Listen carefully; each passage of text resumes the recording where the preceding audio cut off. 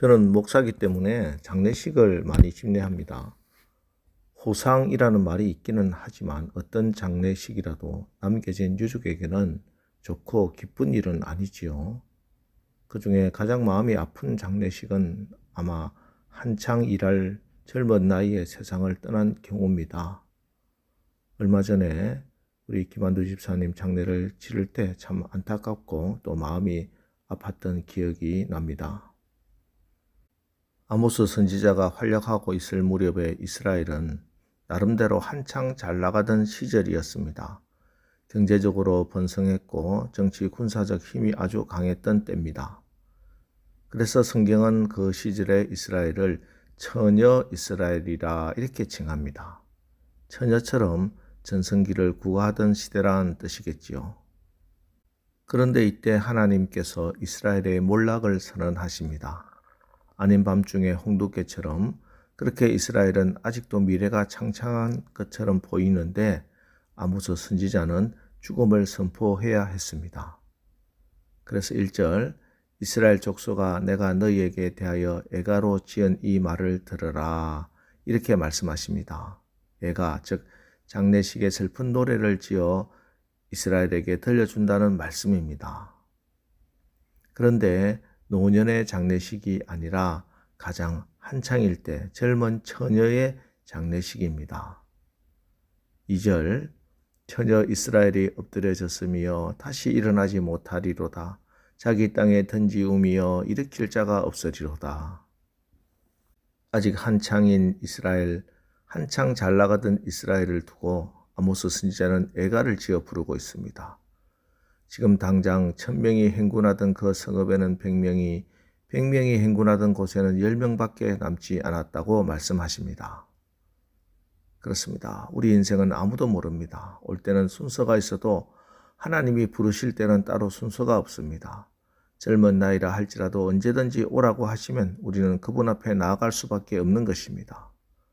때문에 우리는 갑작스러운 부름에도 당당히 하나님 앞에 나아갈 수 있도록 젊거나 나이가 들었거나 상관없이 언제나 마지막을 준비해야 합니다.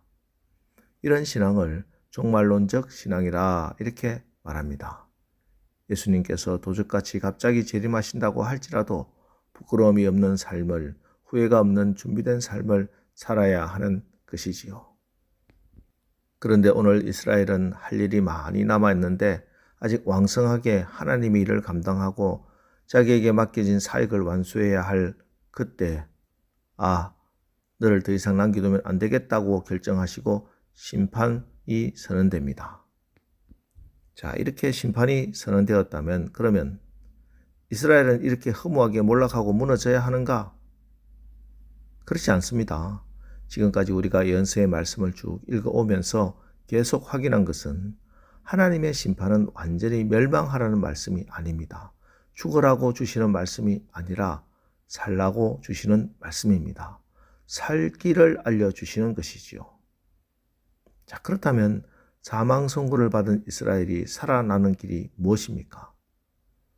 4절로 6절에 걸쳐 하나님은 계속적으로 말씀하십니다.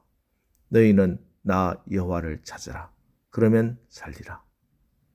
그렇습니다. 이스라엘이 사는 길은 하나님을 찾는 것입니다. 여호와 하나님을 찾고 그의 길을 따르는 것입니다. 그런데 이 말씀을 들은 이스라엘의 대답이 무엇인가? 5절 베델을 찾지 말며 길갈로 들어가지 말며 브엘세바로도 나아가지 말라. 길갈은 반드시 사로잡히겠고 베델은 비참하게 될 것임이라 하셨나니. 이 말씀은 하나님이 하신 말씀입니다. 자, 그러니까 이 말씀을 재해석을 해주면은 그래요 하나님, 저희들이 하나님을 찾았습니다. 그래서 우리는 베델로 나아갔고 길갈로 갔으며 남유다에 있는 성소 브엘세바까지도 갔습니다 하고 말하고 있었다는 겁니다. 자, 어제 4장에서 말씀을 드렸습니다. 베델, 야곱이 외삼촌 라반의 집 바닷 아람으로 가던 길에 베델에서 하나님을 만났습니다. 그리고 바닷 아람에서 돌아오는 길에도 베델에서 다시 하나님 만납니다. 엘 베델, 하나님을 경험했던 곳입니다. 또 길갈은 어떻습니까? 이스라엘 백성들이 요단을 건너 각 지파별로 12도를 세웠던 곳이고 할례 언약을 실행하면서 여리고를 무너뜨리고 애굽의 수치를 굴러가게 했던 곳이었습니다. 그래서 이곳은 북이스라엘 백성들의 성지입니다. 그리고 오늘 나오는 브엘세바는 가나안 땅 가장 남쪽 끝에 있는 도시입니다. 남유다 땅이지요. 자, 브엘세바는 누구와 관련이 있습니까? 아브라함과 이삭과 관련이 있는 곳입니다. 아브라함이 말년에 이삭을 낳았던 곳이고 이삭도 아버지가 떠나고 나서 브엘세바에 가서 머물렀던 곳입니다.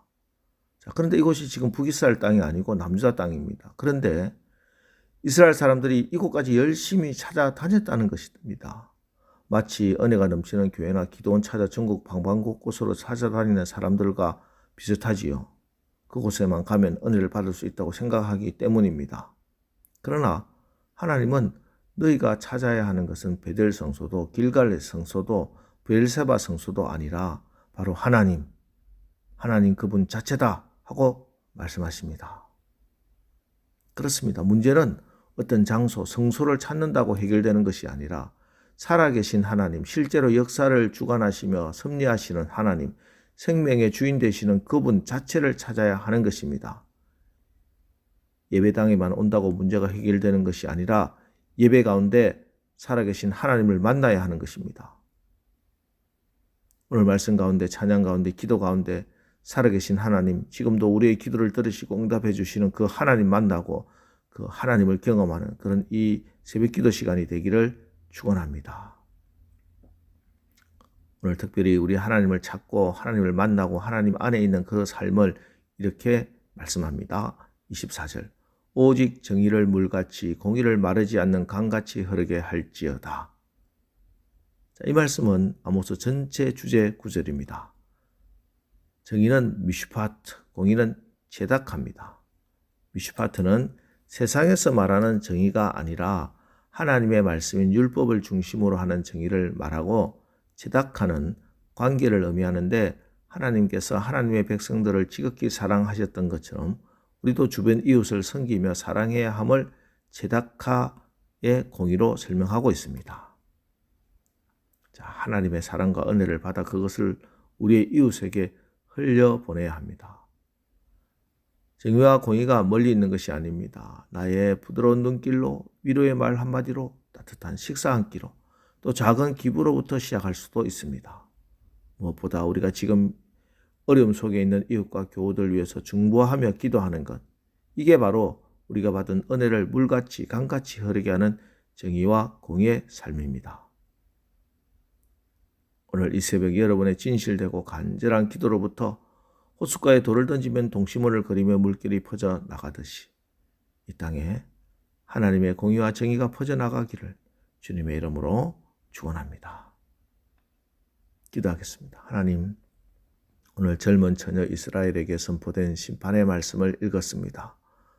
우리에게 종말론적 신앙을 주시어 오늘 예수님께서 도적같이 갑자기 재림하신다 할지라도 부끄러움이 없는 삶을, 후회가 없는 기름 준비된 그런 삶을, 그런 신앙을 살게 하옵소서. 무엇보다 보이는 형식과 가식의 신앙이 아니라 진실된 신앙, 오직 정의를 물같이 공의를 마르지 않는 강같이 흐르게 하는 그런 살아있는 믿음을 가지게 하옵소서.